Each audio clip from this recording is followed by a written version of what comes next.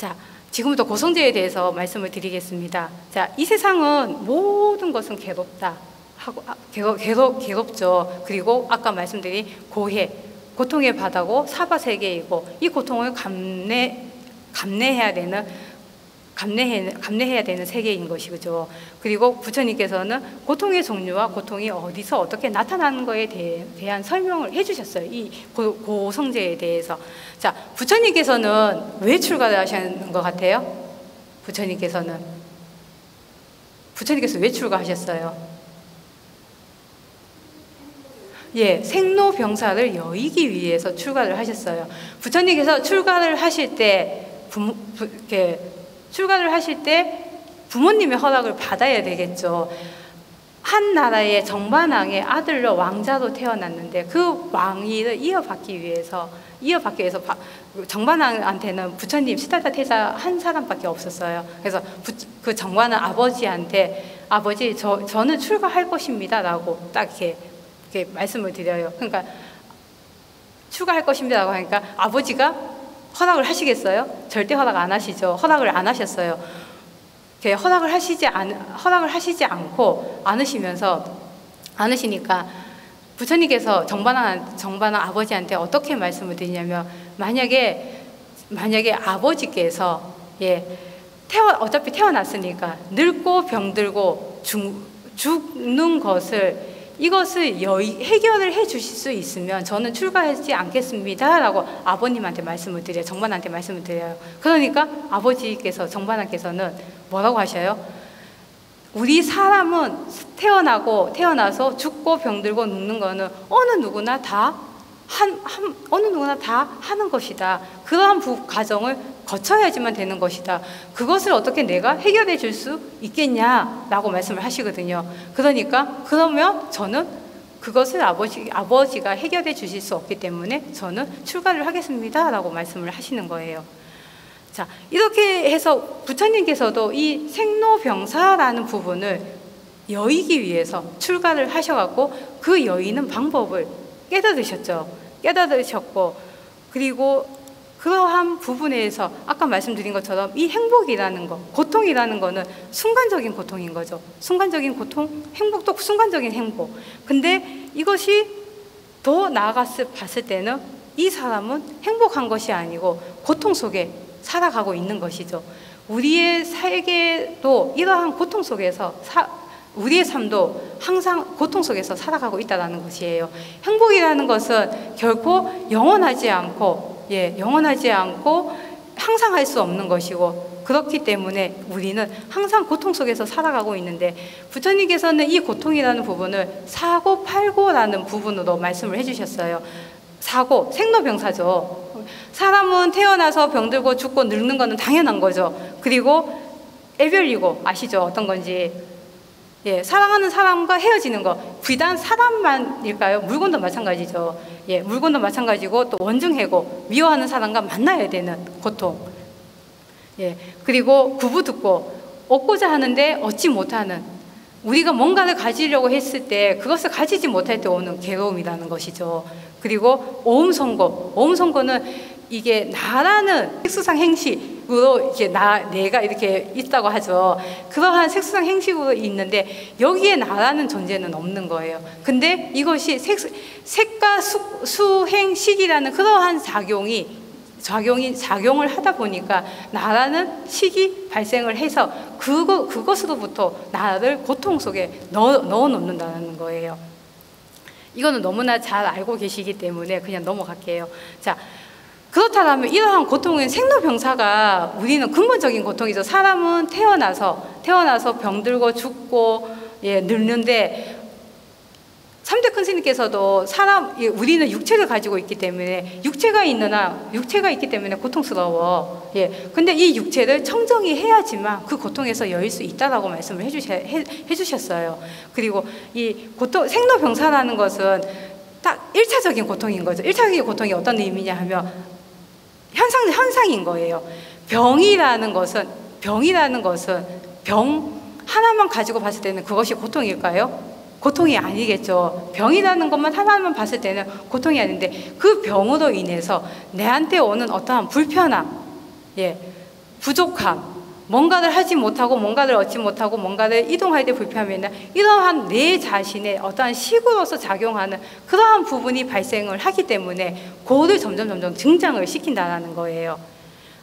자, 이것이 1차적인 고통과 2차적인 고통이 있는데 1차적인 고통은 현상 그 자체인 것이고 2차적인 고통은 거기에 우리의 어떤 분별심, 판단, 육식과 육경이라는 식이 개입이 돼서 그러한 것이 우리 스스로가 거기에 어떠한 좋아한다, 싫어한다, 얻고 싶다, 나라는 상을 존재한다라는 그러한 모든 판단, 식이라는 것이 작용을 하기 때문에 2차적인 고통이 일어나는 거예요.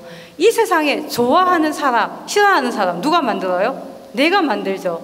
내가 만드는데 그 나라는 상, 이 사람은 좋은 사람, 이 사람은 나쁜 사람, 그 판단은 내가 하잖아요. 근데 그러한 판단 없이 모든 사람을 똑같이 본다라고 한다면 좋아하는 사람이 있을 수 있고 좋아하는 사람과 싫어하는 사람이 있을 수 있을까요? 아니죠. 하지만 2차적인 이러한 내가 일어나는 이러한 시계의 작용으로 인해서 좋아하고 싫어하고 그러한 작용으로 인해서 더 큰 고통을 만들어낸다는 거예요. 이해가 가세요? 예. 그리고 이러한 것은 1차적인 고통은 생로병사라는 것은 나를 성장을 시키는 거예요. 자, 우리가 어렸을 때 태어났을 때와 초등학교, 중학교, 청년기, 노년기, 지금 현재의 시점 봤을 때 우리는 얼마만큼 성장을 했는 것 같아요? 아주 많이 성장을 했죠. 의식도 성장을 하고, 뭐 이렇게 육체적인 성장도 하고. 이렇기 때문에 1차적인 고통만 순전하게 현상만 봤을 때는 나를 성장시키는 고통인 거예요. 근데 거기에 나의 어떠한 식작용이 들어감으로 인해서 이 2차적인 고통이 발생을 함으로 인해서 이것은 나의 생활, 나의 모든 것을 피폐하게 만들고 나를 후퇴하게 만들고 나를 파괴시키는 거라는 것이에요. 이해가 가시죠? 그런데 부처님께서는 이 부분을 어떻게 설명을 하시냐면 첫 번째 하살과 두 번째 하살이라는 비유로서 말씀을 해주셨어요. 첫 번째 하살은 아까 말씀드린 근원적인 고통인 거죠. 근원적인 고통이고 두 번째 하살은 두 번째 하살을 딱 맞았을 때 이 두 번째 하살은 내가 피할 수 있어요, 없어요? 피할 수 있죠. 첫 번째 하살은 피할 수 있어요, 없어요? 피할 수 없는 거예요. 1차적인 고통을 피할 수 없기 때문에 그것을 온전히 그냥 내 자신이 수용하고 받아들이고 자각을 하면서 살아갈 때 우리는 더 큰 고통을 받지 않는다라는 거예요. 근데 이 2차적인 고통은 우리가 피할 수 있음에도 불구하고 내 스스로가 거기에 좋다 싫다 이것은 갖고 싶고 이것은 버려야 되는 것이고 나라는 상이 있고 저 사람이 나를 무시해 저 사람이 나를 뭐 좋아해 이러한 나의 식의 작용 육식과 육경 육식의 작용에 의해서 이러한 고통을 점점 더 키워가는 거예요.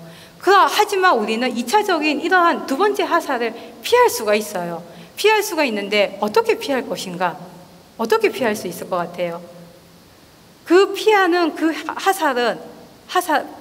하살은 우리는 그냥 있는 현상 그대로 이 세상에 존재하는 현상 그대로를 봤을 때 2차적인 고통은 발생하지 않는다는 거예요. 그렇게 하면서 부처님께서는 어리석은 사람은 두 번째 하살을 맞지만 지혜로운 사람은 두 번째 하살을 맞지 않는다라고 말씀을 해주셨어요. 맞죠? 그리고 이러한 하살이라는 것은 첫 번째 하살은 우리가 윤회를 하죠. 윤회를 하다 보면 그 업식에 의해서 생로병사라는 것을 업에 의해서 받잖아요. 저희가 업식을 받고 그 업을 없애는 그러한 과정이기 때문에 나를 성장시키는 과정인 거예요. 근데 2차적인 고통은 거기에 이 업식에다가 나의 생각이 더 보태지기 때문에 그런 부분을 나를 더욱더 고통스러운 타락할 수 있게 만드는 거예요. 만약에 이렇게 우리 불자님들 염주 같은 거 잘 끼시죠? 염주를 탁 끼는데 어느 한순간 염주 줄이 탁 끊어졌어요. 어때요? 어떤 생각이 드세요? 예? 보통의 우리 불자님들 여기에 의미 부여하죠. 그게 두 번째 하살이라는 거예요. 2차적인 고통이라는 거예요. 자, 줄이 끊어졌어요. 줄이 끊어졌으면 줄이 끊어졌다는 그거는 현상 자체인 거예요. 그거 하나만 딱 보면 고통스러워요? 고통스럽지 않아요. 고통스럽지 않죠. 근데 이 줄이 정말 오래돼서 사가서 끊어질 때가 되어서 끊어졌어 라고 생각을 하면 우린 전혀 고통스럽지 않아요. 그런데 여기에 의미를 부여해서 줄이 끊어졌네? 나한테 뭐 안 좋은 일이 있으려나? 내 집안에 뭔가 안 좋은 일이 있으려나? 이런 생각 드시죠? 예. 그래서 뭔가를 조심해야 되나? 그 생각 드시죠? 그러면 그 순간부터 고통이라는 거예요. 맞죠? 그렇기 때문에 이러한 2차적인 고통, 두 번째 하사를 맞지 말라는 거예요. 나는 항상 1차적인 부분만 생각을 하시면서 현상 자체만 딱 봤을 때 현상 자체를 그냥 여실히 인정하고 수용하고 했을 때 우리는 더 깊은 고통의 나락 속으로 빠져들지 않는다라는 거예요. 그래서 이러한 두 번째 하사를 맞지 않기 위해서 우리는 열심히 수행정진해야 되겠죠. 수행정진함으로 인해서 지혜가 생기고 지혜가 생김으로 인해서 깨달음의 단계로 갈 수 있는 부분인 거죠. 이 고통을 내 온전한 나의 것으로 만들기 위해서 어떤 것이 필요할 것 같아요? 고통을 많이 겪으면 겪을수록 그 고통에 나는 단련이 되죠. 단련이 돼서 내 마음은 그만큼 단단해지는 거예요. 자, 여기에 공이 있어요. 하나는 탱탱볼. 탱탱볼이 어떤 건지 아세요? 애들이 많이 가지고 노는 거 있죠. 탱탱볼. 하나는 나무공. 하나는 뭐 우리가 또 그냥 일반 뭐 축구공이나 배구공이라고 생각을 해요. 이것을 공을 바닥에 탁 튀겼을 때 어떤 게 가장 많이 올라갈까요? 탱탱볼, 맞죠? 그 다음에 일반 배구공이나 축구공, 나무공은 안 올라가죠. 예, 안 올라가죠. 이것을 우리는 심리학에서 회복 탄력성이라는 표현을 써요. 자, 내가 어떤 고통이나 괴로움의 상태에 빠졌을 때 그것을 딛고 일어날 수 있는 그 원래의 상태로 되돌아오는 그 힘이라는 거예요. 그 힘인데 그 힘을 우리는 키워야 되겠죠. 내가 고통에 빠졌을 때 여기에 이 사람처럼 이렇게 그냥 고통 속에 나는 괴로워 하면서 그냥 털썩 주저앉으면 되겠어요? 안 되겠죠. 이것을 뛰어넘어서 다시 이 사람처럼 다시 제자리로 되돌아올 수 있는 그 마음의 힘이 필요하다라는 거예요. 그리고 고통을 행복으로 바꾸는 그러한 힘이 필요한 것이에요. 이것을 우리는 회복 탄력성이라고 하는데 회복 탄력성이 높은 사람 한번 생각해 봅시다. 자, 나에게 나쁜 일이 생겼어요. 아까 염주가 끊어졌어요. 염주가 끊어졌는데 회복 탄력성이 높은 사람은 어떻게 생각할 것 같아요? 예. 이거는 그냥 정말 줄이 오래돼서 사가서 끊어졌어. 예. 나의 어떤 생활과는 별개야. 비개인적인 거죠. 비개인적인 것이고, 이거는 그냥 사가서 끊어졌기 때문에 일시적인 것이야. 그리고 이거는 탄력 회복성이 낮은 사람은 아까 2차적인 고통, 두 번째 하살까지 맞는 거죠. 나한테 나는 항상 이렇게 안 좋은 일만 있어. 안 좋은 일만 있고, 계속 이렇게 안 좋은 일만 생겨, 연속성이고, 그리고, 특수성이 많네요. 예. 그리고 항상 보편적인 거야. 나는 항상 항상 이렇게 안 좋은 일만 생기는 부분이기 때문에 보편적인 거예요. 근데 좋은 일이 생겼을 때 탄력성이 높은 사람은 어떤 거 같아요? 예. 똑같은 거예요, 결국은. 탄력성이 높은 사람은, 우리 자녀들 계시죠? 자녀들이 있는데, 자녀들이 너무나 훌륭해요. 훌륭해서 정말로 내가 바라는 뭔가를 이루어냈어요. 만약에 우리 부회장님 자녀분이 의사가 있다고 했죠. 예. 의사가 있는데, 회장님 아들 의사가 있어요. 예. 의사가 있는데, 그 아드님이 열심히 공부해서 의사가 됐어요. 의사가 됐는데 탄력성이 높은 사람은 어떻게 생각할 것 같아요? 나는 내가 열심히 해갖고 내가 하고 싶은 일을 했어. 이렇게 생각을 하는 거예요. 그리고 이러한 것은 나한테는 항상 좋은 일이 있어. 나는 항상 좋은 일이 있는 거야. 그리고 이러한 것은 나한테는 항상 좋은 일이 있기 때문에 이것은 보편적인 것이야 라고 생각을 하지만, 탄력 회복성이 낮은 사람은 아, 의사가 됐네? 정말 운이 좋았나 봐. 운이 좋았나 봐. 그렇게 생각을 하겠죠. 그리고 어쩌다가 이것은 정말로 나한테 오는 특별한 경우야. 정말 운이 좋아서 나는 정말로 의사가 됐는 것이고, 이거는 정말로 보편적이 아니고 정말로 특수한 그러한 경우야. 일생에 단 한 번 올까 말까 한 그러한 운을 내가 받았는 거야 라고 이렇게 생각을 하는 거예요. 그래서 이것과 마찬가지로 우리는 우리 내면에 이 고통이라는 부분이 나한테 왔을 때 이 고통을 완전 온전하게 받아들여서 이 고통을 승화시킬 수 있는 그러한 마음의 힘을 길러야 된다는 거예요. 아시겠죠? 근데 이 고통을 마음의 힘을 길러야지만 다시 되돌아올 수 있는 그러한 힘이 생기는 거예요. 그리고 우리가 번뇌적 열반이라고 하잖아요. 고통즉 뭘 것 같아요? 깨달음이겠죠. 번뇌적 열반처럼. 번뇌적 열반, 고통즉 행복이겠죠. 결국은 고통을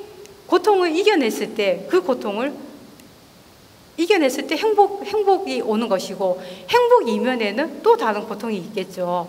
그렇기 때문에 고통이라는 부분이 그냥 단순하게 우리가 일반적으로 이야기하는 그러한 부분이 아니라, 부처님께서 말씀하신 이 고통이라는 것은 정말 현상계에서 현상을 여실히 봤을 때 그 고통이라는 부분은 일어나지 않는다라는 거예요. 근데 거기에 우리의 어떠한 식이라는 것이 작용이 하기 때문에 그 고통이라는 부분을 우리는 사바세계를 고통의 세계라고 말씀을 해주셨는 거예요. 자, 어떤 사람이 죽어서 하늘나라에 갔대요. 천상세계에 갔대요. 근데 천상세계 천녀들이 선물을 포장을 하고 있다고 해요.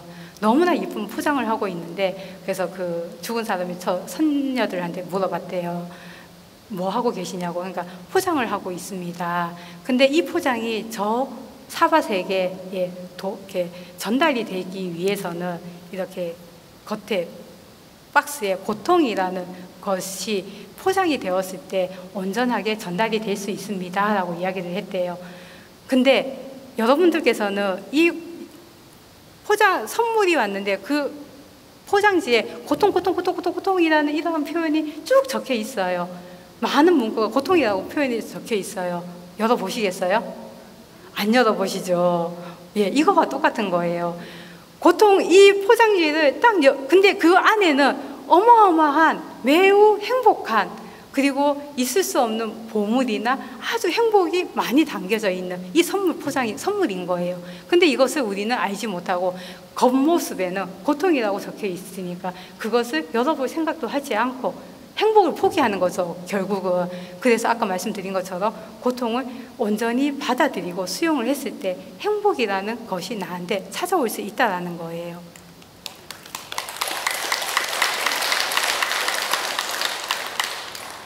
똑같은 이야기인데요. 공덕천녀와 흑암천녀가 있는데, 공덕천녀는 너무나 이뻐요. 공덕을 많이 지어서 너무나 이뻐요. 그리고 이 공덕천녀는 천녀가 가는 곳마다 그 집이 재물이면 집을 원하는 것을 다 이룰 수 있는 거예요.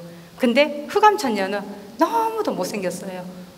몸도 뚱뚱하고 아주 못생겼어요. 근데 이 흑암천녀가 가는 곳마다 그 집은 되는 게 하나도 없는 거예요. 집이 폭삭 망하는 거죠. 근데 어떤 부잣집에 딱 들어갔는데 공덕천녀가 먼저 딱 들어가서 하룻밤 묵어갔으면 좋겠습니다 라고 얘기를 했어요.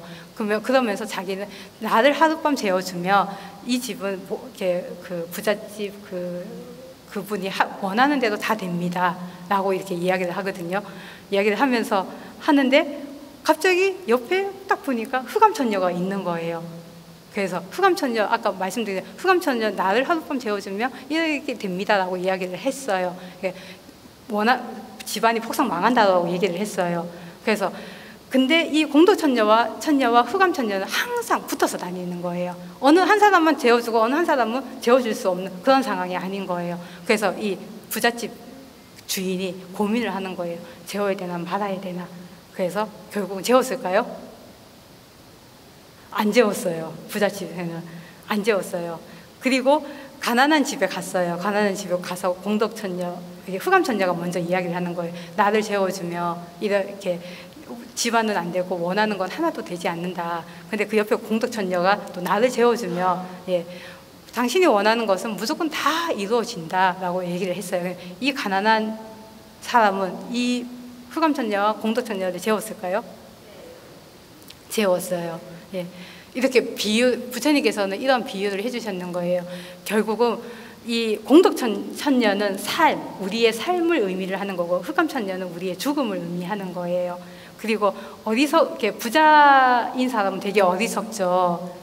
어느 한 가지를 얻기 위해서 한 가지를 포기를 하는 거잖아요. 근데 우리는 얻는 것이 있으면 반드시 잃는 게 있는 거죠. 죽음이 있으면 반드시 사가 있는 것이고, 그리고 또 행복이 있으면 거기에 뒤따라오는 고통, 불행이 있는 것이죠. 항상 이렇게 함께 가는 것이다 라고 부처님께서는 말씀을 해주시는 거예요. 그리고 저 부잣집은 본인이 어떤 많이 얻고자 하는 집착, 그리고 그것을 집착과 죽음을 두려워했기 때문에 이분들을 재워주지 않았지만, 가난한 사람은 현자처럼, 지혜로운 사람처럼 행복과 불행이 행복과 불행이 함께 오는 부분임에도 불구하고 그러한 것을 다 받아들여지는 부분인 거죠. 결국 어떠한 것을 얻기 위해서, 행복을 얻기 위해서는 이 고통을 순전히 나의 것으로 받아들여야 되는 것이고, 그렇게 했을 때 행복이 오는 것이라는 것이에요. 이렇게 두 가지를, 삶과 죽음, 행복과 고통, 그리고 이름과 어둠, 이런 부분을 온전히 다 받아들였을 때 모든 것을 초월을 해서 내 삶을 온전히 영위를 해갈 수 있다는 부분인 거예요. 자, 그렇다면 이때까지 고성제에 대해서, 고통이라는 것에 대해서 말씀을 드렸는데, 이 고통이 성스러운 진리라고 말씀을 드렸어요. 왜 성스러운 진리일까요? 아까 말씀드린 현실에 대한 삶을 그대로 온전히 통찰할 수 있기 때문에, 그리고 부처님께서는 이 세상은 고야라고만 말씀을 하셨다면 성스러운 진리가 아니겠죠. 그 고의 원인이 있고, 그 고를 멸하고 멸했을 때 멸하는 방법까지도 설해 주셨기 때문에 성스러운 진리인 거예요. 그리고 이 세상에는, 그리고 이러한 부분은 아까 말씀드린 우리가 깨달을 수 있는 실천 방법이기 때문에 사성제가 성스러운 진리가 되는 거예요. 그리고 이러한 고통을, 내 업장을 소멸시키는 부분이라고 생각을 하면 되는 거예요. 저희가 큰슬전에 들어가서 어떠한 부분, 어디가 아픕니다 라고 말씀을 드릴 때 병원을 가라라고 말씀을 하실 때도 있고, 그냥 이렇게 있으면 나아져 라고 말씀해 주실 때도 있으세요. 그러면 그거는 본인이 받아야 되는 업인 거예요. 업의 고통을 그만큼 이겨냈을 때, 그 부분, 업의 고통을 이겨냈을 때, 업을 밝혔을 때, 다음 생에는 더 좋은 몸을 받아서 오는 부분이라는 것인 거예요. 그래서 이 괴로움이라는 것은 우리가 깨달음으로 갈 수 있는 공부, 미천으로 생각을 한다고 하면 그만큼 성스러운 진리가 되겠죠. 그리고 이러한 고통이 나한테 왔을 때, 계속 말씀드린 것처럼 회피한다고 한다면, 회피하면 어떻게 될까요? 고통이, 더 큰 고통이 나한테 오겠죠. 우리가 물에 빠졌을 때 살겠다고 막 발버둥을 치면 살아요? 점점 물속 깊이 빠져들죠. 그거하고 똑같은 거예요. 내가 한때 고통이 왔을 때 이 고통에서 벗어나기 위해서 막 발버둥을 쳐요. 그러면 고통은 2차적인 고통, 3차적인 고통, 4차적인 고통, 아까 말씀 두 번째 하살, 세 번째 하살, 네 번째 하살까지도 계속 맞게 되는 거죠. 그러다 보면 점점 더 큰 고통의 나락 속으로, 늪으로 빠져들게 되는 거죠. 그래서 이러한 고통이 나한테 왔을 때, 성스러운 진리가 나한테 또 왔구나. 이 성스러운 진리를 나는 한 단계 더 승화시켜서 내 삶을 한 단계 더 성스럽게 성스럽게 이끌어 가야 되겠구나라는 생각을 가지고 이러한 고통을 받는다라고 생각을 하면 아마 이 고통이 아니라 행복으로 바뀔 수 있을 거라고 생각을 해요. 그리고 이러한 마음을 활짝, 고통이 나한테 왔을 때 마음을 활짝 열고 온전히 수용하고 그 수용을 해갖고 내가 이러한 고통이 나한테 왔구나 자각을 하고 두 번째 하사, 세 번째 하사를 맞지 않으면서 온전히 수용을 하고 자각을 하면서 열심히 수행 정진을 해서 깨달음으로 가는 그러한 것으로 갔을 때 우리는 이 고통이 성스러운 진리가 될 수 있는 부분인 거예요. 그래서 이러한 고통을 나를 성장시키고 나를 깨달음으로 이끌 수 있는 자양분이라고 생각을 하시면서 고통을 그냥 무작정 넘기는 것이 아니고 회피하는 것이 아니라 승화시킬 수 있는 그러한 불자님들이 되셨으면 좋겠습니다.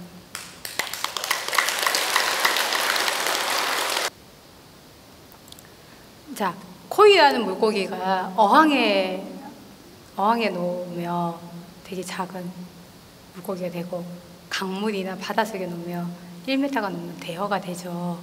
자, 지금 현재 우리는 이렇게 코이가 환경이나 그런 부분에 있어서 어떤 환경에 처해 있느냐에 따라서 달라지는 부분인 거죠. 그것은 코이는 그만큼 크게 성장할 수 있는 그 본연의 그것을 가지고 있는 거예요. 우리 불자님들도 내 안에 불성이라는 거 가지고 계시죠. 이 불성을 어떻게 키우느냐에 따라서 정말로 부처님이 되느냐 아니면 정말로 항상 고통 속에서 헤매는 어리석은 중생의 삶을 살아가느냐가 된다고 생각을 해요. 자, 지금 현재 우리는 모든 조건이 다 갖춰져 있어요. 강물과 같은 조건, 그리고 상어동과 대조사님 너무도 훌륭하시고 수승한 스승님을 만났어요. 그리고 이 스승님께서는 우리한테 열심히 수행 정진을 하라고 너무도 좋은 도량, 실천 수행법, 그리고 모든 것을 다 갖춰놓고 우리한테 너희는 열심히 수행만 하면 돼 라고 하시면서 너희가 열심히 수행을 했을 때는 정말 부처가 될 수 있어 라고 해주셨어요. 그리고 대수사님께서는 내가 불법을 펴려는 이유는 억조창생 구제중생이라고 말씀을 하시죠. 우리도 백자리에 가면 억조창생 구제중생 구인사 이렇게 되어 있죠. 억조창생과 구제중생을 하기 위해서, 그리고 이 한없이 불법이 끊어지지 않게 하기 위해서 상호동과 대조사님께서는 그 불법을 편다고 했어요. 그 불법이 지금도 면면이 이어져 와가지고 현재도 우리 많은 불자님들께서 대조사님의 수승한 법을 따르고 있고요. 그리고 대조사님께서는 종단을 설립하는 이유가 불교를 세계화하기 위해서라고 말씀을 해주셨어요. 그리고 이러한 불교가 세계화가 되어야지만 진정한 인류 평화가 온다. 그래야지만 전쟁이 끊어지고 살인이 끊어진다라고 말씀을 해주셨어요. 이렇게 대조사님께서는 우리가 강물, 바다와 같은 속에서 열심히 수행 정진할 수 있도록 너무도 많은 것을 해놓고 가셨어요.